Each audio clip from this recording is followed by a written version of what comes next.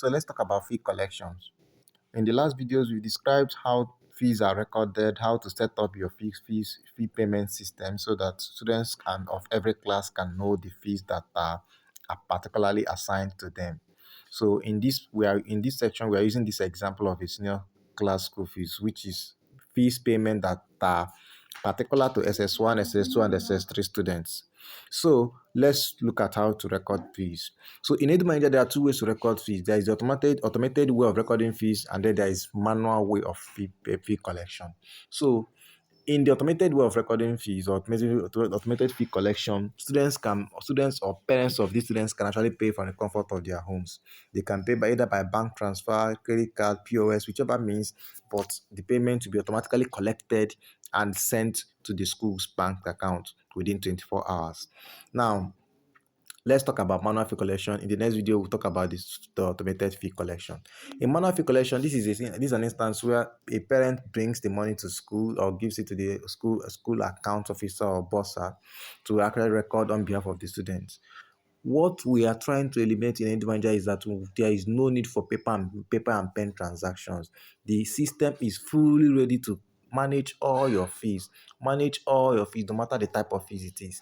So how do you record these school fees when when a parent brings the money to school? So you first of all go to your sidebar, click on payment, and select payments. Right, by opening payments, it loads up, right? So look at fees that has recorded already. So let's record a separate one, right? So we record this particular fee. So what is the fee you want to record? Senior class school fees. That's the fee you want to pay. And you can see the amount is 10,000, right? The amount is 10,000. Now you select the class. This payment is actually particular for SS1, SS2, and SS3 classes, right? So you select the class SS1. Now you select the student. So which student are you paying for?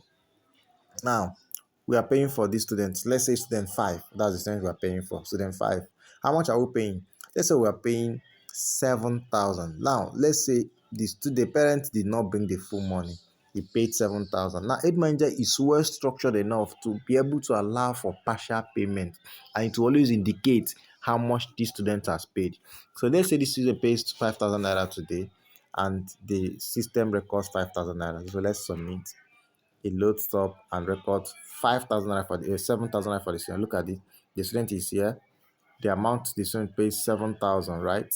And the balance, which is the amount the student is yet to pay, is 3,000. And yeah, look at the rest of it. You can click on the receipt to see the receipt or to see the full receipt of the data that the student has paid. So you can click on it to see that. When you click on it, you see the amount paid. You can see the amount paid. You can see the amount paid, amount due, this amount remaining that the student needs to pay. And this is the system generated ID, yeah, so on and so forth. Now, what you can also print the receipt by clicking on this point to click to see the printable sheet of the result, but we'll come back to that. Now, what if after a few days the student comes back and want to complete this payment because he's still owing 3,000, right? He needs to actually complete the payment. So if another day the student comes along and decides to make payment, you simply click on record payment, come back to the record payment, select select the fee, select it here, select the class again, and the class is GSS1. The source is GSS1, is SS1, sorry. Select the class, then go back to it and select the student 5. Student 5 again. So when you select the student 5, you enter the amount. So the student wants to pay the remaining 3,000 naira remaining for that day. Enter the amount. This section allows you to enter the transaction ID, receipt, the teller ID is optional, but these are the necessary things. These are necessary things that if it is provided, it helps to bring transparency to the system. So at the end of it, you now submit, right? System will submit this and record, right? Now what you now see is that look at the first payment from the student, and you can see now the amount paid is now total of 7,000.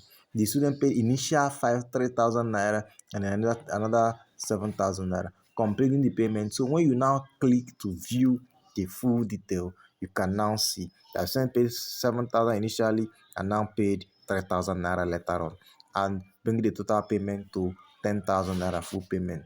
That is why When you check the status will now be fully paid, right? So you can click on print to see the full receipt sheet of the student, right?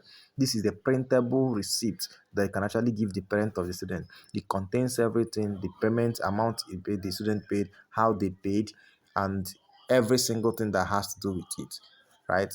So, and you can see the status is fully paid. So this is how to record payments and record the payment of all the students, irrespective of how they pay, whether they paid in full, they paid partially, however it is that they paid, you can actually record it comfortably. In the next video, we'll discuss how the parents can pay from the comfort of their homes and automatically get their receipt generated automatically. Thank you.